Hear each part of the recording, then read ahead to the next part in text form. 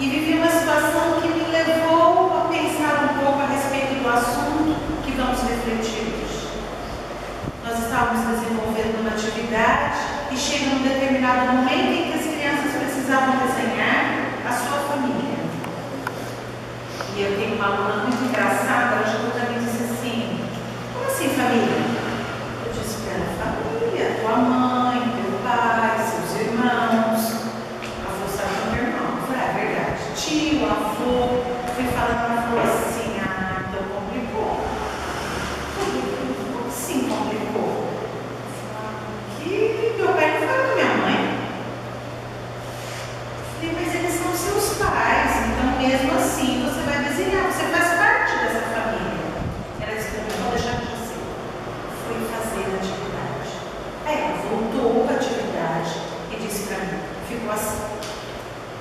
E eu vou usar os meus sobrenomes, meu sobrenome, para que a gente não fique usando o sobrenome de pessoas que não estão presentes. E quando eu olhei a atividade, ela pegou o espaço que era para desenhar a família, fez um traço separando, desenhou e fez assim: família Souza, por exemplo, família da mãe, e ela lá. Aí do muro, ela fez do outro lado, família Ormundo, e desenhou a família do pai. E ela disse: minha família é assim. Naquele momento, aquilo me chamou muito a atenção, porque às vezes eu digo assim para eles: não briguem com seus amigos, não pode ficar de mal. Ele não pode ser seu grande amigo, mas você deve a ele respeito, consideração. Vocês estão na mesma sala de aula. E a criança vem e me diz: se você quer uma família, ela tem que ser separada ao meio.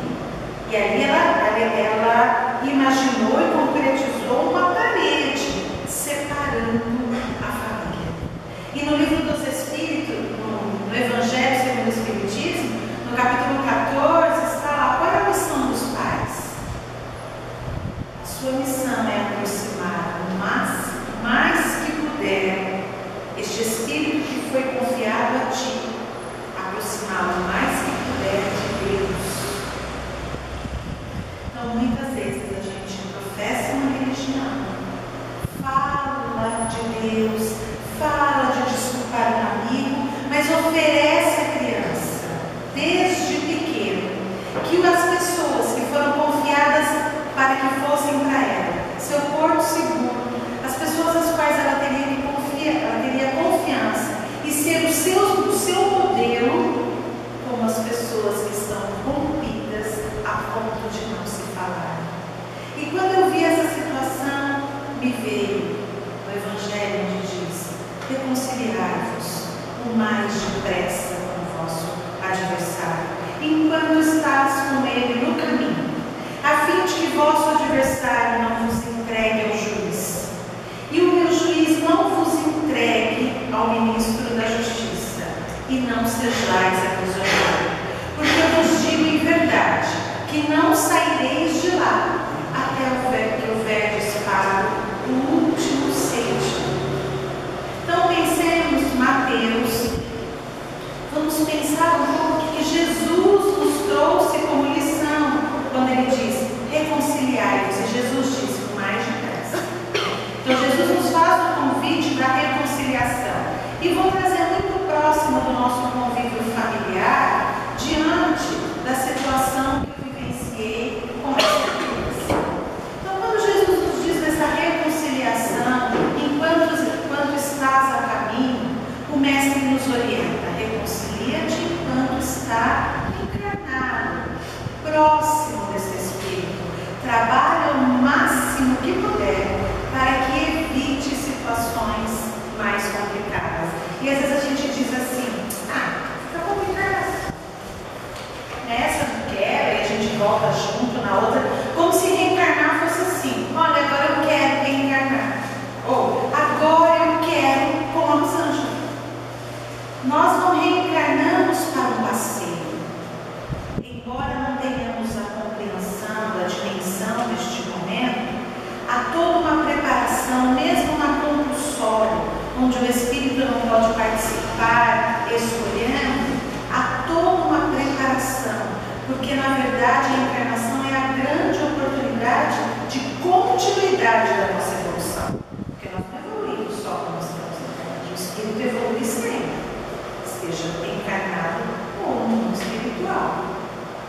Então, encarnado, enquanto estás a caminho, porque às vezes a gente diz assim, deixa pra lá, como se as situações fossem assim, agora eu quero. É de acordo com a nossa necessidade, não de acordo com o nosso interesse, com a nossa vontade.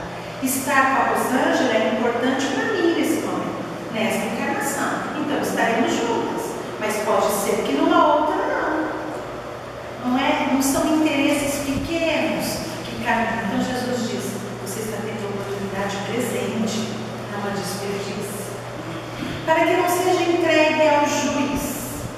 E aí a gente pensa, que juiz é esse? Um mestre que sempre vem falar do amor, do perdão, do Pai misericordioso. O juiz é a nossa consciência. Não somos incriminados ou julgados num banco de réus na espiritualidade, onde espíritos luminosos olham para nós e nos acusam com Deus. Primeiro que o espírito, quando caminha, está numa elevação moral, espiritual, ele tem uma compreensão da nossa ignorância. Quando diz o juiz, é a nossa própria consciência, ela que aponta tudo aquilo que nós já tínhamos condições de fazer e não fizemos. Não somos cobrados por aquilo que não daríamos conta de fazer. A própria orientação é que Deus não coloca peso em ombros leves, ou Deus não nos dá um fardo que nós não possamos carregar. Então, a nossa consciência vai dizer, olha o que devia ter feito e não fez. Está, por exemplo, no livro Os Mensageiros. O tormento daqueles... Não tem problema, gente, fica tranquilo.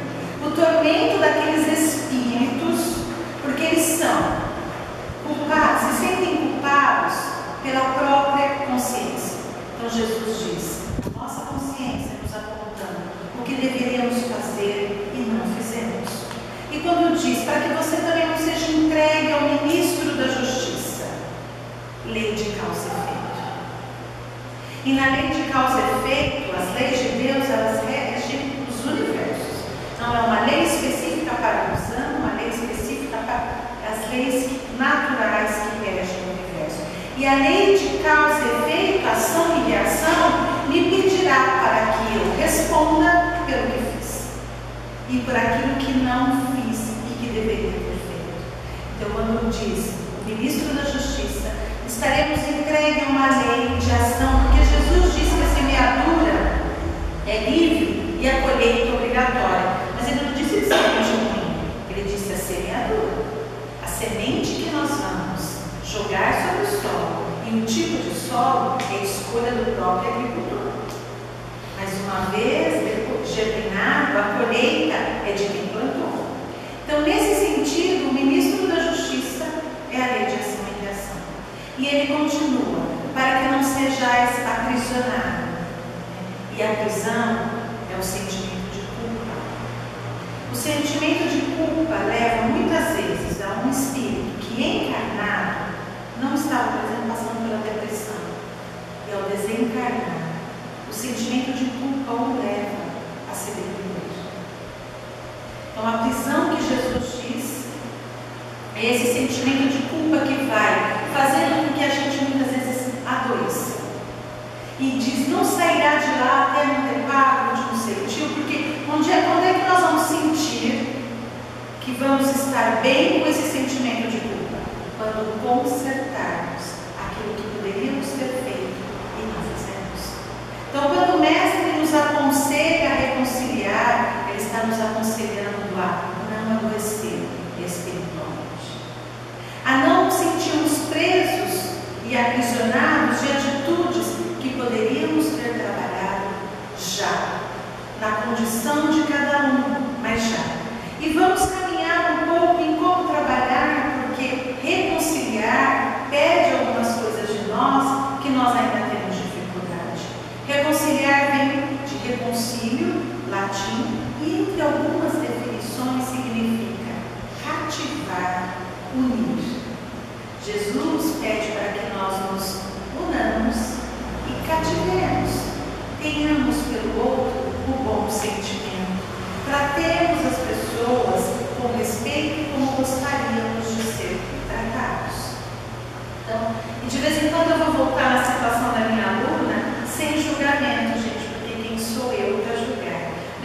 me chamou muito a atenção, como uma criança, já estava crescendo, observando que esse rompimento dentro dela pode parecer até uma coisa muito natural, viver rompidos, né? Tem uma autora que diz que não existem pais separados, existem casais separados. Pais não se separam, porque o filho não se divide ao meio.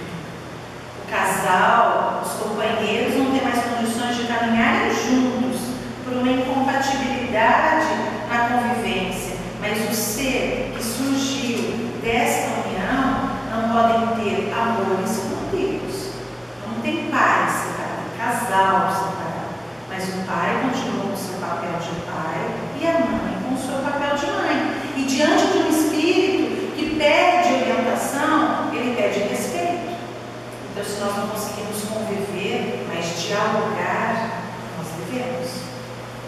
Mas podemos pensar, né? Como é que nós vamos fazer esse trabalho da reconciliação? Porque é muito difícil. Porque às vezes há momentos em que o que o outro me fez me marcou e me machucou, às vezes fisicamente, às vezes com palavras muito ofensivas. E vai ser muito difícil eu conseguir este trabalho da reconciliação. Mas como o mestre pede para a gente cativar, é interessante, porque no livro Pão Nosso, o capítulo que fala da reconciliação, diz que é difícil mesmo, mas é um trabalho diário. E agora eu estou usando hoje a Rosângela como cobaia. Se eu faço algo para a Rosângela que a magoa, a gente não pode dizer para ela, finja que você não foi magoada, porque isso tocou as suas emoções. O que ela vai precisar fazer um trabalho contrário é quando Jesus disse, ofereça outra face.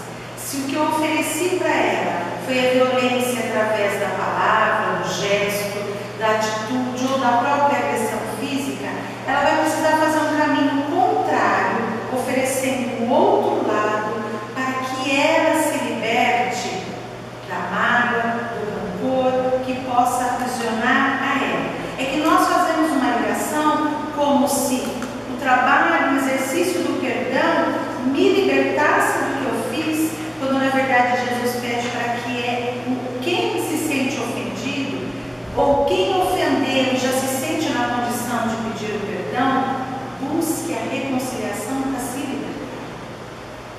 Então a Rosângela vai precisar fazer um trabalho de todos os dias, quando ela lembrar do que eu fiz, orar, pedir a misericórdia não só para mim, mas para com ela também. Buscar, se nós já temos um tempo de convívio juntas, buscar neste convívio quais foram as coisas boas que eu fiz, que podem substituir as coisas que me magoaram. É um trabalho dentro de nós, diário. Não dá para a gente dizer, olha, eu já perdoei de uma hora para outra. Nós não temos muitas vezes essa facilidade. Ou usarmos o que já faz mais de 2.300 anos, mas que a gente ainda usa muito na lei de Moisés, né? Quando a gente diz assim, eu perdoo, mas a justiça de Deus tarda, assim falta. Ou a justiça de Deus vem a cavalo, rapidinho. Então, na verdade, eu estou dizendo assim, eu te perdoo, mas eu sei que vai te acontecer o que você me fez.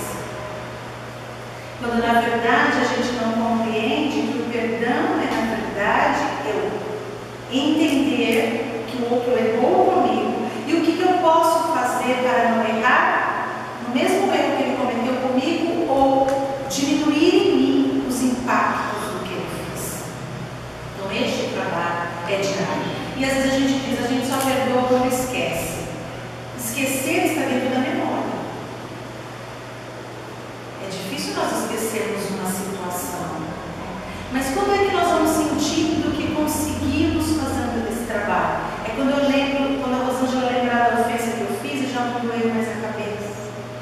Não dá frio na barriga. Não perdeu o apetite. O humor, que às vezes a gente lembra daquela cena, nosso humor já se sente balançado. E quando a gente vai vivendo essas emoções, é que isso ainda está bem guardado dentro de nós. Mas quando nós já vamos conseguindo trabalhar de maneira que eu lembro, mas não sofro, não tem problema lembrar, desde que isso não me cause tanto sofrimento. Porque às vezes a gente gente diz assim, eu estou rompendo com esta pessoa e a minha mágoa é tão grande que eu não quero nunca mais vê-la nem falar com ela. E Rossano Sobrinho, no livro Fé e Razão, diz que quando a gente não perdoa, a gente dorme no domingo. Eu não perdoo, mas eu também não esqueço a pessoa. Ela fica comigo o tempo todo. E o que é pior, ela fica comigo o tempo todo e eu só lembro daquela situação que me machucou. Então, quando eu lembro, eu desgasto algum órgão, porque eu vou depositando aquela energia nociva que faz mal para mim, mas que também faz mal para outra pessoa. Então, o trabalho da reconciliação é, na verdade, nós buscarmos em nós todas as situações que nós pudermos para perdoar, para reconciliar. E eu vou voltar a essa situação para que a gente possa entender a situação do sentimento de culpa. Como é difícil quando nós não trabalhamos esse sentimento em nós, porque não precisa desencarnar para que ele nos faça doer. Quem ainda não leu, eu convido a ler o livro Há 2000 anos. No livro Há 2000 anos, Públio Lentulus, um homem com cargo importante à época de Jesus, movido pela maledicência, e olha como a fofoca ela é perigosa, porque nós às vezes quando fazemos um comentário picante, não temos noção que isso pode provocar dentro de uma pessoa. Públio, ele é picado pela fofoca quando dizem a ele que a esposa Lívia está tendo um caso com Pilatos. Ele, na sua insegurança, no seu orgulho, ele fica desconfiado e meio que acredita. Quando ele tem um fato que lhe traz a prova da traição, Lívia, quando sai da crucificação de Jesus, procura Pilatos e pede, implora que ele interceda por Jesus. E Públio vê Lívia saindo de uma sala onde ela foi conversar com Pilatos. Ele decide adulterar realmente e rompe com a esposa. A proíbe de se dirigir a palavra, de participar de tudo com ele. Só não termina com o casamento, porque diante da sociedade isso não seria de bom tom para o cargo importante que ele tinha. E durante 25 anos ele não permite que ela lhe dirija a palavra e ele também não fala com ela. No início, Lívia tenta de todas as maneiras se reconciliar. Ela nem entende o que move o marido a isso, até que ela se cala. Ela não guarda dentro de si a mágoa, continua vivendo, sendo a senhora da casa, vivendo os ensinamentos do Evangelho e aceita com resignação. Ele, durante esses 25 anos, não tem paz interior, até que ele começa a perceber que essa história não teria muito sentido.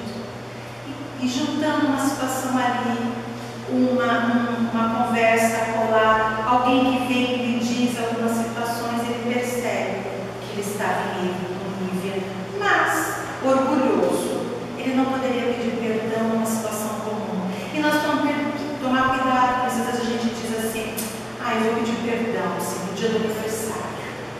Dia do aniversário, flores. Na verdade, eu preciso me revestir, porque eu não posso chegar então, no dia do aniversário, a pessoa já está mais envolvida. No Natal. Natal é um dia. E aí, nós vamos esquecendo que nós temos o dia de hoje. Pode ser uma parte dele. Nem ele completo nós não temos. Nós temos um momento. É preciso amar e viver com as pessoas como se não houvesse amanhã. Porque se você parar para pensar, na verdade não há. E vai ter uma grande festa onde Públio será homenageado. E ele diz, depois da homenagem, depositarei aos pés de Lívia o presente que ele receberia na homenagem, se não me engano, uma coroa ou algo assim, e ali pedirei perdão de joelhos. Só que nessa festa, onde ele ia ser homenageado na arena, onde cristãos seriam devorados pelas feras, Lívia é uma das cristãs que é devorada pelas feras. Ele não teve tempo de pedir perdão para Lívia do erro que ele cometeu durante 25 anos. E mesmo se transformando, mudando o seu estilo de vida, ele vive o tormento do erro que cometeu com Lívia por 25 anos.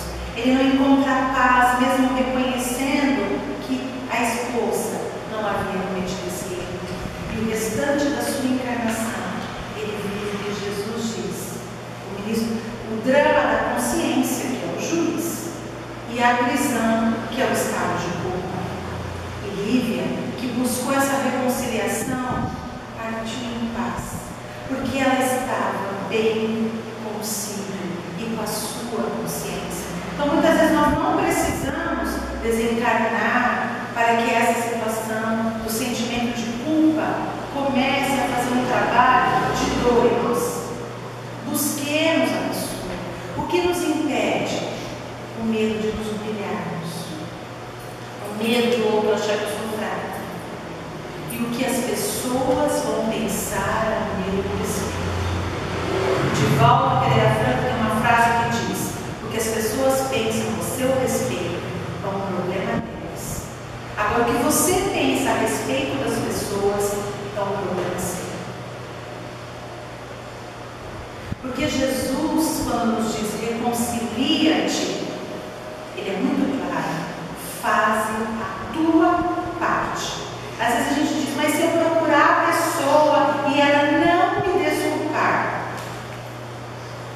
eu procurei com o meu coração, eu me abri, eu disse o que eu sentia, eu procurei que ela compreendesse o meu erro. Ou ela não aceitar e trago como exemplo, mas que não dá para o nosso dia a dia, Lívia buscou cura. Ela tentou a reconciliação. Ela quis estar em paz de algo que ela não tinha cometido. Ele não quis, mas nunca podia negar, mas Lívia não me procurou.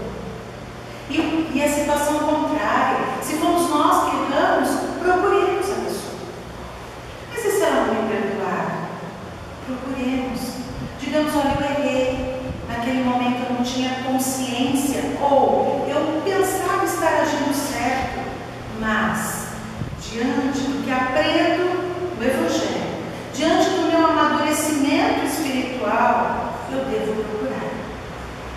E eu vivi uma situação muito interessante no meu local de trabalho no ano passado, porque quando a gente estuda e lê as lições, as situações vêm para a gente colocar em prática. Um aluno, ele vomitou na sala, e aquilo virou um alvoroço entre as crianças. E era a aula de uma outra professora logo em seguida. Quando ela chegou, eu pedi ajuda. Mas naquele momento, eu não devo ter pedido de uma maneira muito educada, porque ela não gostou. E eu saí para resolver a questão da criança. Quando eu voltei, ela estava com a turma, e na frente das crianças ela me disse: eu não gostei da maneira como você falou comigo. Eu não tenho que te ajudar nisso. E disse algumas outras coisas. E eu fui pega de surpresa, porque a gente, na maioria das vezes, erra, achando que está certo. E durante aqueles 50 minutos da minha aula, eu fiquei pensando que as crianças com ela sozinha. Eu preciso ir lá e conversar com ela. Eu errei. Eu não tinha essa intenção, mas eu errei. E a procurei na frente das crianças, porque ela me disse na frente das crianças. Ele disse: professor, eu vim aqui te pedir perdão pelo que eu fiz. Se eu te ofendi, não foi com essa intenção, mas como eu errei diante das crianças, eu te peço perdão diante das crianças. E hoje eu posso dizer para vocês que eu a considero amiga, porque isso nos aproximou, porque ela também não esperava essa reação. E quando eu disse isso para ela, quando a gente pede perdão, a gente desarma. Quando você comete um erro no trânsito e o outro te ofende, você faz, me desculpa, ele se desarma. O que na maioria das vezes a gente faz? Ele ofende, a gente devolve. E aquilo que era pequeno fica grande. As pessoas não esperam do outro a atitude de me desculpe, me perdoe. Esse ano minha calça encostou, o armário rasgou, e eu fiquei meio sem graça na hora da vivó, isso aqui é uma costureira, não perca a calça. Esta professora foi a que mais se preocupou com aquela situação desagradável. Eu dou a roupa para casa. Busquei gente se sente mais leve quando procura o outro e se desarma. O nosso problema ainda muitas vezes é que a gente vive com uma armadura, sempre nos protegendo, sempre prontos para dizer: aqui não. Ouvi de uma pessoa um dia: se me lançam uma pedra, eu devolvo duas. E toda essa ação que eu movo para poder devolver, quem me lançou uma, eu devolvo duas. Eu passo a ter um compromisso maior com a lei, com o ministro da Justiça, do que aquela que me lançou. Mas Mateus é claro, não devemos somente perdoar os nossos inimigos, mas nos reconciliar. Porque às vezes a gente diz: eu perdoo, mas a pessoa nunca vai saber. Eu perdoo nas minhas orações, eu peço a Deus que Ele perdoe. Mas a gente diz assim: olha, para mim está perdoado. Não fui lá falar, não é que está perdoado. Ele diz: não basta perdoar, mas reconcilia, busca, cativa. E Jesus nos dá essa lição no livro Paulo e Estevão. Eu só vou para um trecho para que a gente, por causa do adiantado da hora. Paulo está indo a Damasco, Saulo está indo a Damasco para matar Ananias, que ele considera um traidor, que ele considera uma chaga do cristianismo e considera um culpado pela morte de Abigail. Quando ele encontra o encontro dele com Jesus nas portas de Damasco, e Jesus diz a Saulo: vá para uma hospedaria e aguarde. E agora é uma palavra minha, tá, gente? Isso não está desse jeito no livro. Aí Jesus procura Ananias e fala: Ananias, eu tenho uma tarefa para você. Você vai procurar Saulo, vai reconstituir a visão, vai trazer para ele os meus ensinamentos e ainda vai trabalhar com ele. Gente, Saulo, coloquemos a nossa. Saulo estava indo lá matar Ananias. Aí Jesus pede para Ananias procurar Saulo. Quem garante que ele estava realmente mudado? Ananias não. E ali Ananias não só perdoa, ele se reconcilia. Ele auxilia um irmão perdido. Ele ajuda esse irmão a reencontrar a luz dentro de si. Então, muitas vezes, quando a gente busca um irmão e o perdoa ou pede perdão, a gente ajuda o irmão a se reencontrar.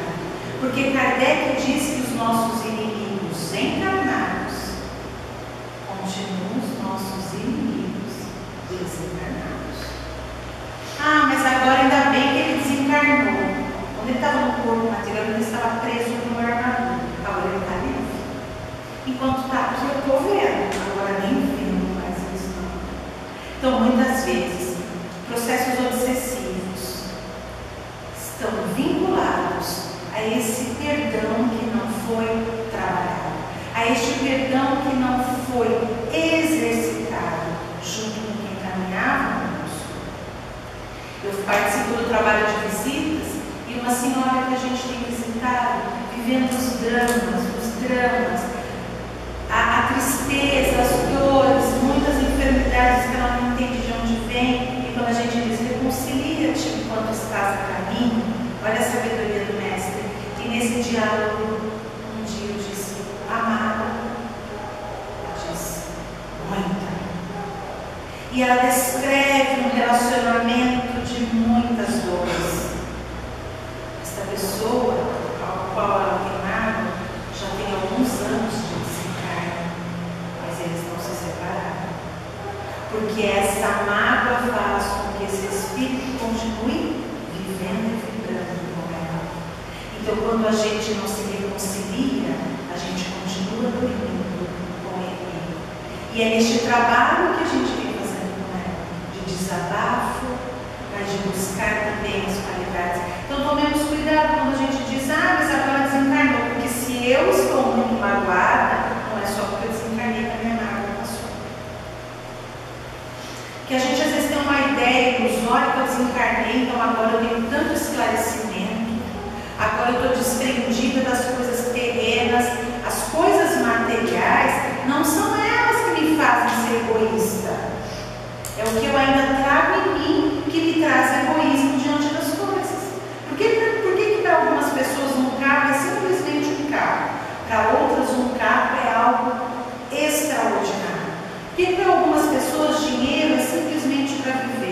e para outras dinheiro é a sua necessidade máxima e por isso faz qualquer coisa. O dinheiro é o mesmo, é a minha visão diante dele. Então, quando nós não trabalhamos em nós essas questões, nós levamos conosco. Não tomemos muito cuidado, porque desencarnou, mas continua com os mesmos sentimentos.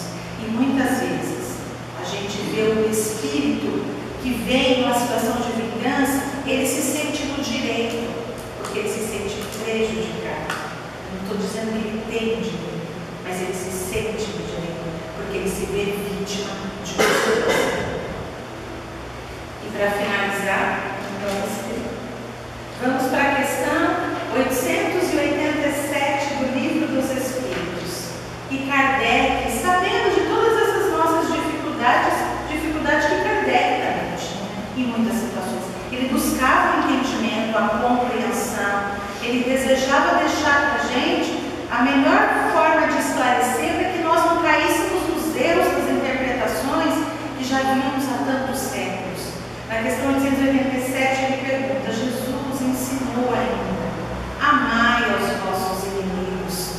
Ora, um amor pelos nossos inimigos não é contrário à nossa natureza, ele pergunta, não é contrário à nossa natureza, às nossas tendências naturais, e a inimizade não provém de uma falta de simpatia entre os espíritos.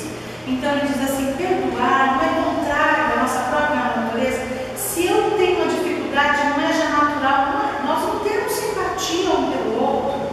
E a resposta, ela é belíssima, porque diz, sem dúvida, não pode ter para com os inimigos um amor terno e apaixonado.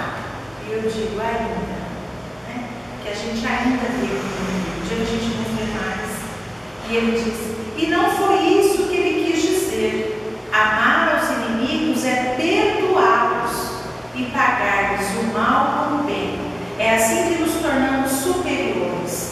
Pela vingança nos colocamos abaixo deles. E rapidamente, gente, eu digo essa questão da gente entender a nossa vida comum.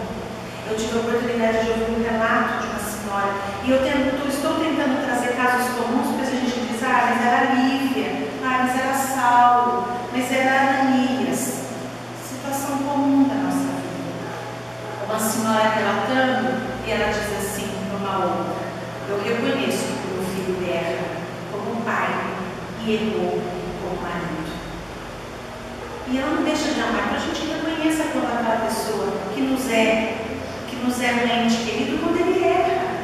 A gente não deixa de amar por causa disso. Ela disse, mas eu não posso fazer o papel do meu filho como pai. Ele é um pai ausente e ele erra. Mas o que ela vive nessa situação? A ex-nora busca vingança através do neto na avó. Já que ela não pode ferir diretamente o próprio ex-marido, ela fere a avó que está mais próxima e ameaça essa avó. Não vou deixar você ver o neto, você quer ver o neto na justiça, não vai ver. E a avó diz que ia sofrendo com isso, até que ela aprendeu a viver assim. Eu não sou culpada pelos erros do meu filho. Eu gostaria de ter um convívio melhor com a minha ex-nora, que é a mãe do meu neto. Mas já que não é possível, ela escolheu assim. Quando o neto chega na sexta, ela ama o neto, ela busca. Faz tudo o que ela pode, não para substituir o papel do pai, mas tudo o que ela pode como avó. Ela ama, ela cuida, ela dá o carinho, ela dá a atenção e entrega para a mãe no domingo. E se a mãe ameaça durante a semana que não vai deixar ver, ela guarda, porque ela entendeu agora que é ameaça, porque ela vai vir. E quando ele volta no final de semana, ela ama de novo. Ela faz o que Jesus disse. Ela está se reconciliando nesta situação. Ela não tomou um partido de odiar uma pessoa porque esta pessoa odeia meu filho.